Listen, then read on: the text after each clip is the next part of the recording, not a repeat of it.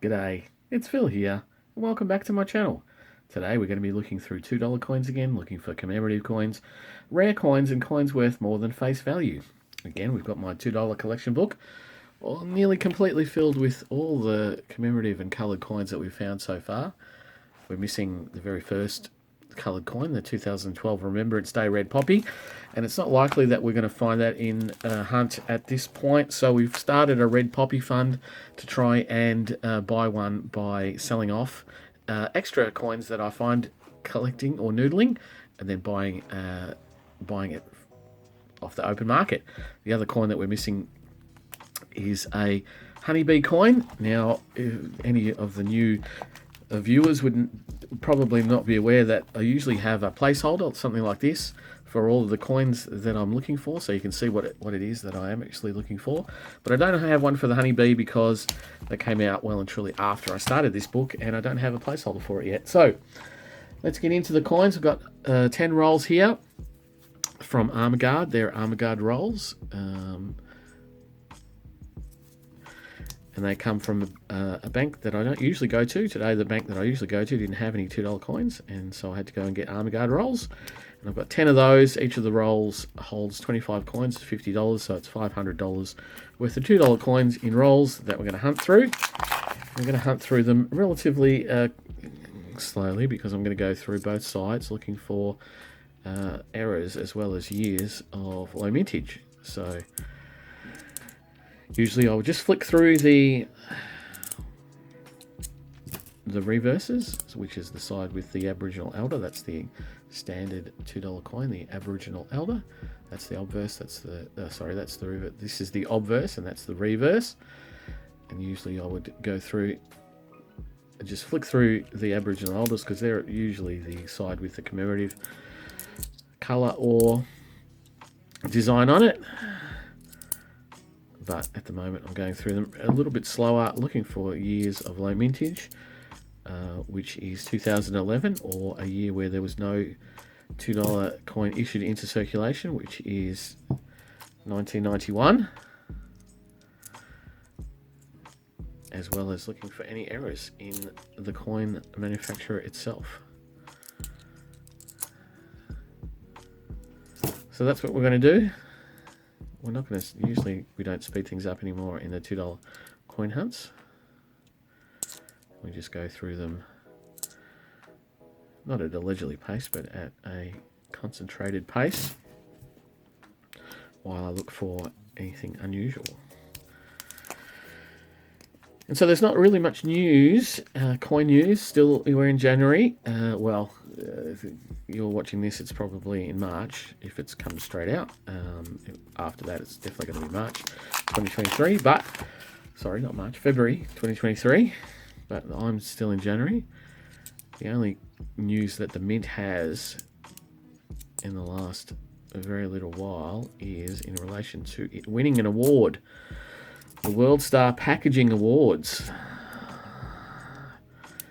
and that will be controversial to some people because they won the World Star Packaging Awards from the World Packaging Organization for its new sustainable packaging of the proof coin, so the proof coin box. So some of you might groan, some of you might think that is a joke, but that is the fact that they've won an award for their packaging, which is a sustainable bamboo-based product that they now package their proof coin sets into. And obviously that's for a number of reasons: the quality of the design, the sustainability of that particular type of packaging. It's not the same as what we are used to, though, because we're used to not necessarily a faux lacquer or lacquered wooden box, but something that looked like that and felt substantial and heavy and sometimes quality. However, that's the way that the Mint has decided to go: sustainable, simple, cheaper, and so that's what we've got, and they've won an award for that, so good on them. Personally, I don't necessarily mind either way. I don't have a great deal of the older wooden style. I've got a lot of the older style where the proof coins come in encased in plastic. The whole set encased in plastic from the 70s into the 80s and 90s. Still yet to get a lot of the proof sets in the 2000s and the 2010s.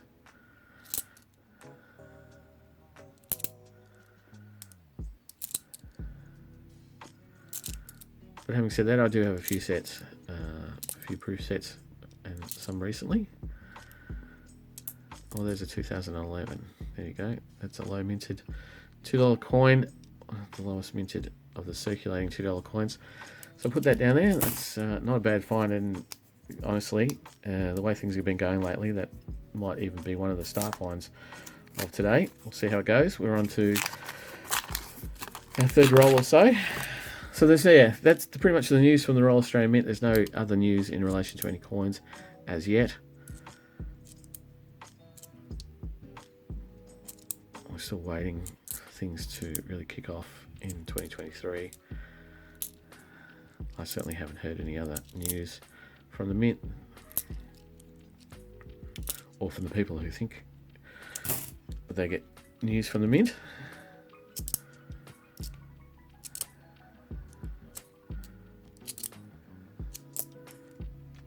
And so as we go through the coins, what I am looking for, as I said before, any commemorative coins from 2012 onwards, where there have been a commemorative design struck, usually with colour, although there are some commemorative designs that don't have any coloured content to them, such as the 2012 gold poppy, which was the same year as the red poppy, basically our very first commemorative $2 coin. Then the 2016 changeover coin, which was celebrating 50th anniversary of decimal currency, and that had a commemorative obverse. And then the 2018 Invictus Games coin, celebrating the Invictus Games hosted by Australia. It was in Sydney, I believe. Yep.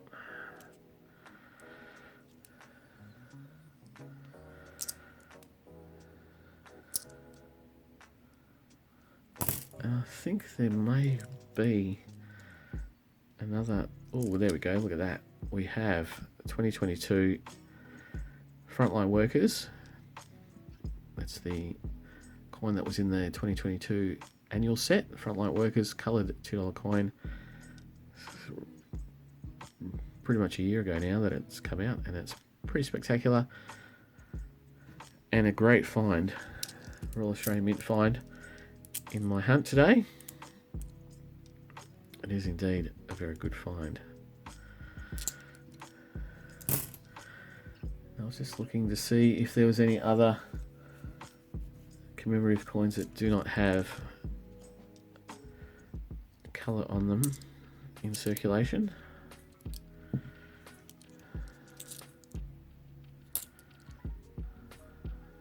I don't think there are. Just off the top of my head, I cannot remember another commemorative coin without colour, apart from those three.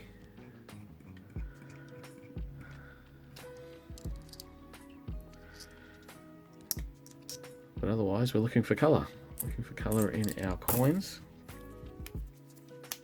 Whether they be produced, well, they're all produced by the Royal Australian Mint, but whether they're produced by the Royal Australian Mint as circulating coins, or whether they're produced by the Royal Australian Mint in conjunction with a corporate partner to provide collector coins and some circulating coins as well.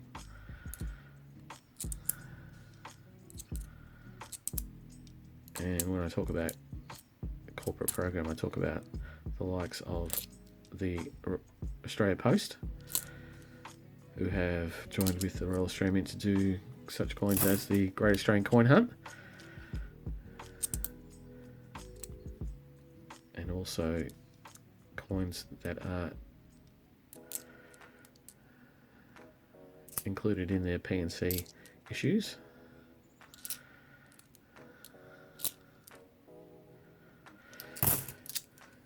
But generally the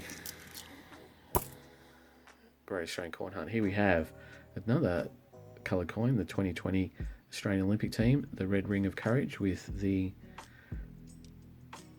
Mount Fuji and the sun or moon setting or rising over the back of it. And that's the red ring of courage. It's from the 2020 Olympic Games that was held in 2021 in Tokyo, and the only coin of its kind that actually gives an indication. It gives an indication of where the Olympics actually took place. So all the other coins have a similar sort of design with the colour and the motto, but the design in the centre doesn't necessarily indicate where the Olympics took place.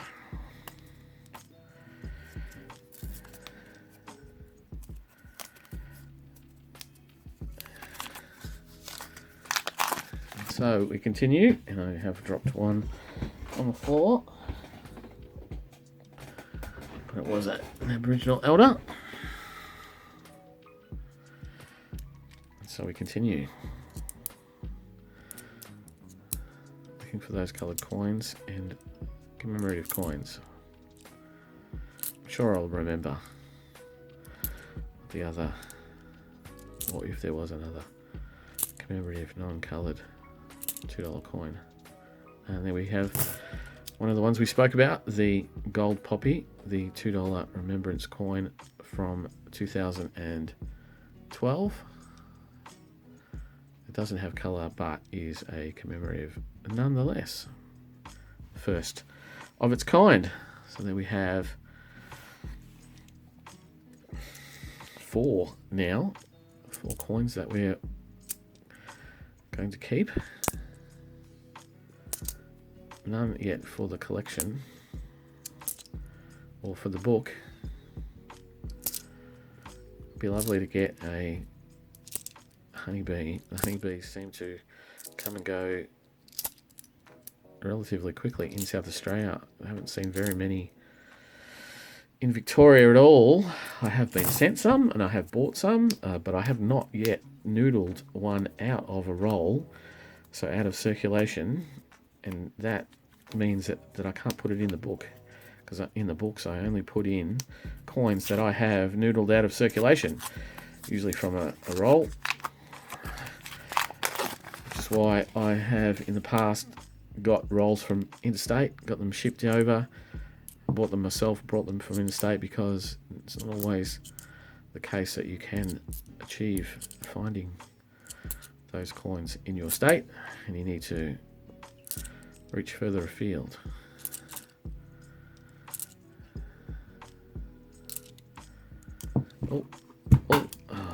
Lost that one. Was it 2018? And there we go. We're getting there. Nothing of real note amongst the error-wise, but it's actually quite hard. That'd be nice. It'd be quite hard to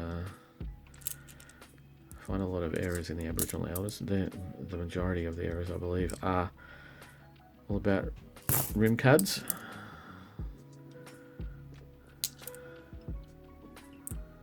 So we look out for those.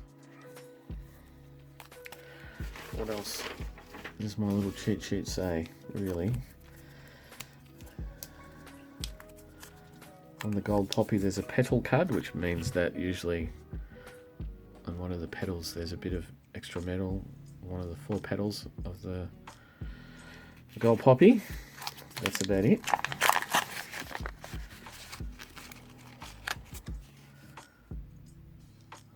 I've heard or I've seen in my little cheat sheet that in the 2015 Remembrance Day Green Dove there's a full die obverse, or a die fill obverse, but they are so hard to find. Finding one of those with an arrow would be spectacular. This is a 2015, and if it was a Green Dove I would love it, but no, it's just standard. And then there's bullseyes. Bullseye is where the colour, for whatever reason, is imprinted onto the other side of where it's supposed to be. So that circle there, if it had been printed over the face of the queen, would be a bullseye error. Although they are very, very difficult to determine if they are legitimate or if they have been manufactured.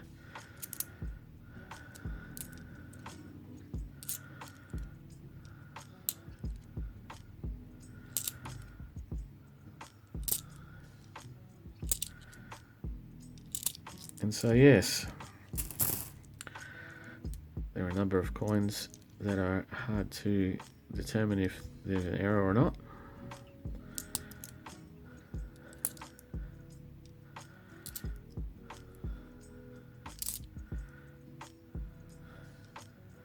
And I have not yet to find a 1991 not intended for circulation, but I do have subscribers and viewers who have found those and told me about them. So I look forward to doing that because that would be great.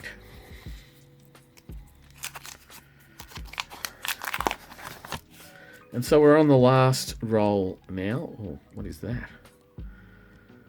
It's been run over by a truck.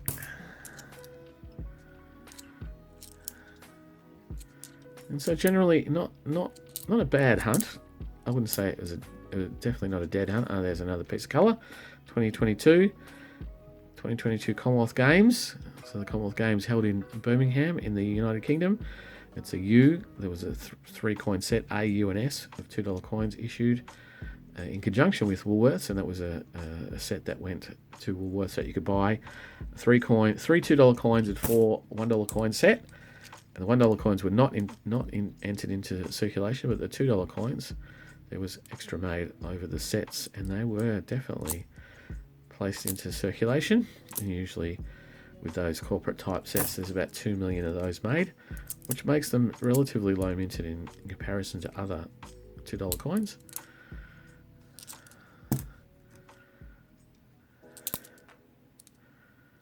So there we have the last few coins. See how we go. 2014. And there's an S. So 2 coloured coins in that one last roll. It's not a bad result there.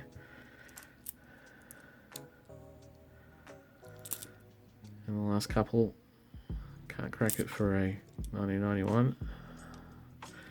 There you have it. So not bad actually. Got a couple of. So if we put them in the type order,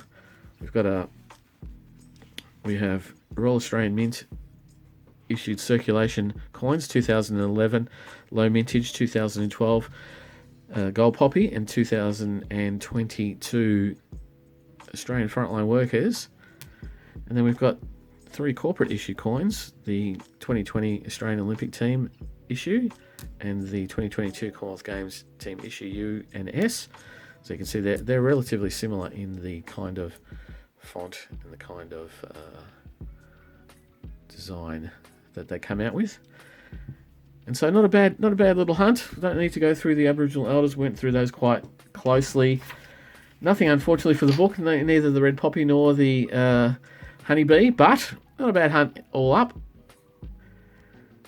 But it leaves me to say thank you very much for watching. If you enjoy what I do, please subscribe, put the thumbs up, and ding the bell, and the bell will let you know whenever I have a new video out. And I do noodling every couple of days, so you'll see me in a couple of more days. So I'll see you then. Bye.